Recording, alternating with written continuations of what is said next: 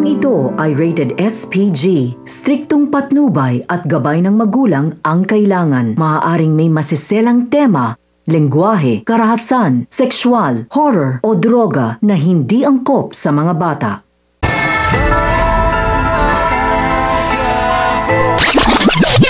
Si Chiki na kaya ang siyang magiging daan upang mahanap ni Ramon ang kanyang nag-iisang anak na si Tanggol?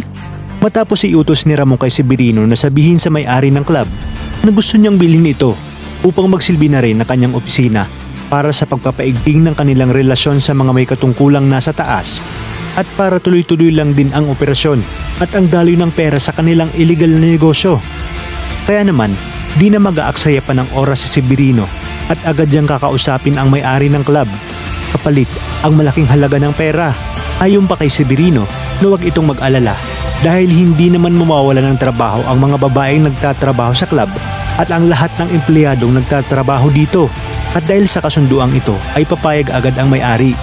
Kinabukasan ay ipapatawag ni Severino lahat ng mga babaeng nagtatrabaho sa club upang ipakilala ang kanilang bagong boss.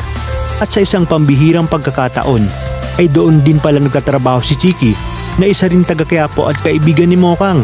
Di magtatagal ay malalaman ni Ramon na taga-Quiapo itong si Chiki at sa mismong kalye Hidalgo ito nakatira kung saan niya pinunlaan ang isang babae na pinangakuan niya ngang babalikan niya matapos ang 9 na buwan.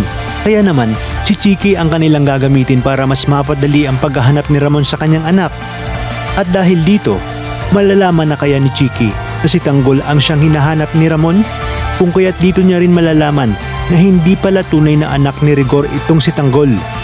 Kaya naman mga kapamilya, kapit lang dahil marami pa tayong dapat abangan dito lang sa bagong paborito ng sambayanan, ang FPJs, Batang Quiapo.